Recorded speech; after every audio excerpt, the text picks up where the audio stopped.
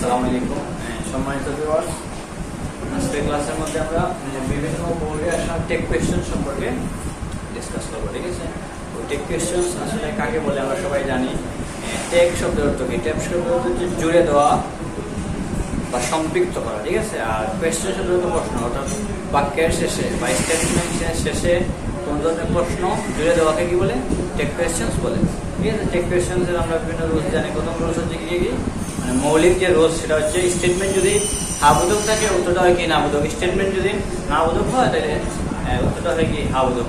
তাহলে বুঝতে পারছি। তাহলে দেখো আমি এখানে সবগুলো বোর্ডের কোয়েশ্চেন কয়েকটা লাগছি। প্রথম যে এক্সাম্পল আছে, modesty is a great virtue. Modesty মানে কি? নম্রতা বা ভদ্রতা। নম্রতা বা ভদ্রতা হচ্ছে কি? মহান গুণ। গ্রেট ভার্চু মানে মহান গুণ। ভার্চু হচ্ছে কি? গুণ। ভার্চুর একটা সিনোনিম হচ্ছে কোয়ালিটি। ঠিক আছে, ভার্চুর একটা সিনোনিম বা সমার্থক হচ্ছে কি? কোয়ালিটি। ঠিক আছে, ওকে। তাহলে এটা হাবোধক আছে। ঠিক আছে, হাবোধক আছে। আমার এদিকে কি করতে হবে? নাবোধক করতে হবে। তাহলে এখানে হেল্পিং ভার্ব দেওয়া আছে, তখন আমার কি ইজ দেওয়া আছে। ঠিক আছে, তাহলে এদিকে নাবোধক করতে গেলে ইজ নট লাগাই। ইজ নট একসাথে লাগাইলে এখন দেখো এখানে ইজ নট লেখার পরে কি করবো? এখানে আমাদের কি করতে হবে? আমার সাবজেক্ট বসিয়ে দেবো। তাহলে মডেস্টি একটা বিষয়বস্তু বুঝেছে যে এটা আসলে একটা গুণ। বিষয়বস্তু যদি বোঝায় কোনো গুণ বা কোয়ালিটি বোঝায়, তখন সাবজেক্ট হিসেবে আমরা ইট ব্যবহার করি। কি ব্যবহার করবো? ইট। এই যখন আমি কি লিখলাম? ইট, ইট নট ইট। বুঝতে পারছি? তারপরে কি লিখলাম? Everybody likes a modest person. Modest মানে হচ্ছে কি? নম্র ব্যক্তি বা ভদ্র ব্যক্তি। ভদ্র ব্যক্তিদেরকে সবাই কি করে? পছন্দ করে। কি করে? পছন্দ করে। ভদ্র ব্যক্তিদেরকে আমরা স্টুডেন্ট যারা আছে তারা ভদ্র, ক্লাসে কম কথা বলে, তাদেরকে আমরা কি করি? ভদ্র মানে আমরা তাদেরকে পছন্দ করি, যে তাকে তো আমরা উপাধি দিয়েছি আমার ফেভারিট স্টুডেন্ট, সে আমার কি ফেভারিট। ঠিক আছে, ভদ্রতা আমরা শিক্ষা অর্জন করবো। ঠিক আছে, সবাই আমরা ভদ্র হবো। ওকে, তাহলে এভরিবডি একটা রুলস করছি। এভরিবডি কি? এভরিবডি, এনিবডি, সামবডি, নোবডি থাকলে সাবজেক্ট হিসেবে দে বসে। কি বসে? দে বসে। এভরিবডি, এনিবডি, সামবডি, নোবডি থাকলে সাবজেক্ট হিসেবে কি বসে? দে বসে। তাহলে দেখো এখানে মধ্যে কিন্তু হেল্পিং ভার্ব দেওয়া নাই, এখানে মূল ভার্ব দেওয়া আছে। কি দেওয়া আছে? লাইক হচ্ছে আমাদের মূল ভার্ব বা মেইন ভার্ব। তাহলে মেইন ভার্ব প্রেজেন্ট ফর্মের মধ্যে আছে। যে একটা রুলস আমরা জানি, হেল্পিং ভার্ব বিহীন থাকলে প্রেজেন্ট ফর্মে যায় কি বসে? Do does did. Do does. তাহলে দেখো everybody likes a modest person মানে কি? সবাই ভদ্র ব্যক্তিকে কি করে? পছন্দ করে। তাহলে সবাই, এটা তারপর সিঙ্গুলার না প্লুরাল নাম্বার?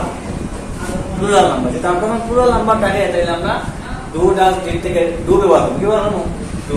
এটা বোধক আছে না বোধক। আর আমরা প্রথমে বলছিলাম কি এভরিবডি, এনিবডি, সামবডি থাকলে কি হবো? সাবজেক্ট হিসেবে দে। ঠিক আছে, আর যদি এখানে শুধু থাকতো he likes a modest person, তো এইটা তখন কি তারপর সিঙ্গুলার নাম্বার। তো তারপর সিঙ্গুলার নাম্বার তাহলে মোর নাম্বার ডাজ নট কি হবে? ডাজ নট কি? বুঝতে পারছেন? ডাজ নট প্লুরাল, তো তারপর প্লুরাল তাহলে ডু হইব।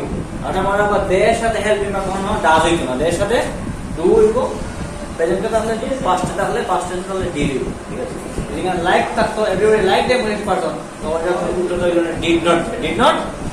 বুঝতে পারছি? তাহলে a modest student hardly falls to reach his goal. দেখো এখানে মধ্যে সেন্টেন্স কি আছে? হার্ডলি আছে। আমি একটা নেগেটিভ অর্থবোধক শব্দ গত ক্লাসে মধ্যে লিখে দিয়েছিলাম, যে কোনগুলো কোয়েশ্চেনের মধ্যে বুঝতে হবে যেটা আসলে নেগেটিভ সেন্টেন্স। আমি কি দিয়েছিলাম? শব্দগুলো হচ্ছে হার্ডলি, নেগেটিভ শব্দ কোনগুলো? Hardly, scarcely, scarcely, hardly, rarely, little, few, nobody, nothing, none, no one, never. এই শব্দগুলো কি নেগেটিভ? আমি আবার বলতেছি, কোন শব্দগুলা negative? Scarcely, hardly, rarely, little, few, nobody, nothing, none, never. এই শব্দগুলো কি নেগেটিভ। এই শব্দগুলো যখন থাকবো সেন্টেন্সের মধ্যে তখন বুঝতে হবে এটা নেগেটিভ আছে, পজিটিভ ভর্তি হবে। ঠিক আছে, তাহলে দেখো a modest student hardly falls to his goal. এর মানে কি? একজন ভদ্র ব্যক্তিরা তার যে লক্ষ্য, তার যে গোল, এটা যেতে সে নাকি বা না ফলস মানে করে না, মানে সে এটার মধ্যে সাকসেসফুল সে হবেই হবে। ঠিক আছে, মানে সে কখনো তার লক্ষ্য থেকে নিরাশ হবে না। ঠিক আছে, লক্ষ্য তার অবশ্যই কি হবে? সাকসেসফুল হবে। তাহলে এখন তো এখানে মূল্যবানের সাথে এখন তো ভাই যুক্ত আছে, ফলস আছে। আর এ মডেস্ট স্টুডেন্ট মানে একজন ভদ্র শিক্ষার্থী কথা বলেছে। তাহলে এখানে নেগেটিভ আছে, তাহলে এস বাই এস তাহলে সিঙ্গুলার নাম্বার ডাজ হইব ডাজ সি, ডাজ সি অথবা ডাজ সি হতে হবে। যেহেতু একজন শিক্ষার্থী বলেছে মেয়ে হইতে পারে, সে হইতে পারে। এরপরে তাই মডেস্ট কম্পেনিয়স। এর মানে কি? মানে যারা অভদ্র সঙ্গী আছে, বন্ধু, কম্পেনিয়ন মানে কি সঙ্গী বা বন্ধু, ঠিক আছে, পার্টনার, তাদের কি করতে হবে, অ্যাভয়েড মানে অবজ্ঞা করতে হবে, তাইলে তাদের সংস্পর্শ কি করতে হবে, ত্যাগ করতে হবে। তাইলে এটা বুঝিয়েছে তোমার কোন ধরনের সেন্টেন্স, ইম্পারেটিভ সেন্টেন্স, কোন সেন্টেন্স ইম্পারেটিভ সেন্টেন্স। যদি ইম্পারেটিভ সেন্টেন্স থাকে তাইলে আমরা উত্তর লেখে কি উইল ইউ। এর আগে আমরা বলি ইম্পারেটিভ সেন্টেন্স কাকে বলে। ইম্পারেটিভ সেন্টেন্স হচ্ছে কাকে বলে, যে বাক্য দ্বারা আদেশ, উপদেশ, অনুরোধ, নিষেধ ইত্যাদি বোঝা থাকে কি বলে, ইম্পারেটিভ সেন্টেন্স বলে। ইম্পারেটিভ সেন্টেন্স কি হয়, will you. Fishes can swim, fishes can swim মানে কি মাছেরা সাঁতার পারে বা মাছেরা সাঁতার জানে। হ্যাঁ বুঝতে পারছেন, না বুঝতে পারবো মাছেরা ফিশেস এস বাই যুক্ত আছে, প্লুরাল নাম্বার আছে, প্লুরাল নাম্বার সাবজেক্ট কি হইব, দে হইব। হ্যাঁ বুঝতে পারছেন, না বুঝতে হইব, ক্যান নট।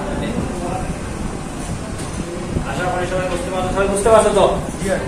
তাইলে আমাদের চ্যানেলে যারা এখন নতুন তারা সাবস্ক্রাইব করবা।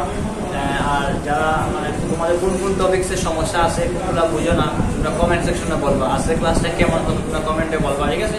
সবাই ভালো থাকো, সুস্থ থাকো, দেখা হবে বিজয়ে। আসসালামু আলাইকুম।